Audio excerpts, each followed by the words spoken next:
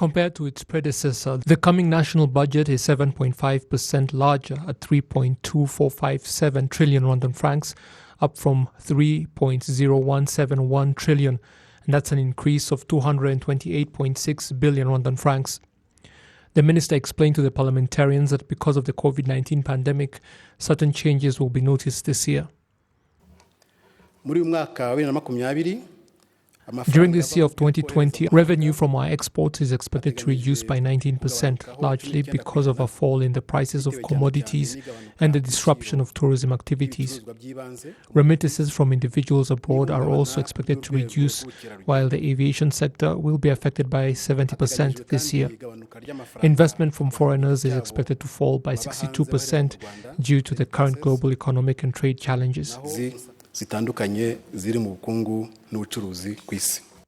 Projects geared towards economic transformation will be allocated 1.8025 trillion Rwandan francs, or 55% of the entire budget, while social transformation gets 960.4 billion, 29.6%, and transformational governance will get 482.7 billion Rwandan francs, or 14.9% of the budget.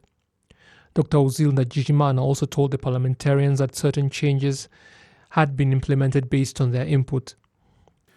The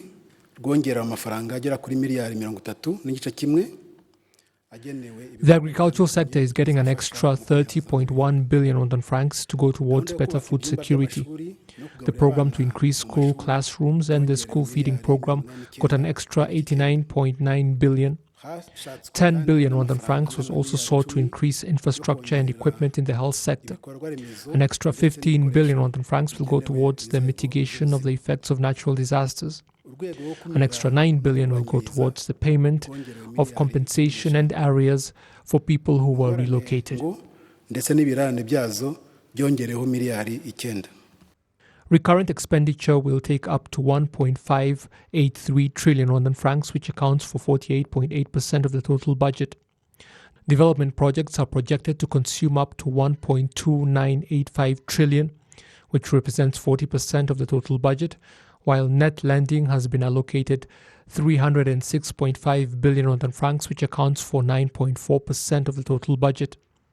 35.2 billion Rwandan francs is allocated to payment of arrears and 22.6 billion reserved for accumulation of deposits to boost government reserves, representing 1.1% and 0.7% of the total budget respectively.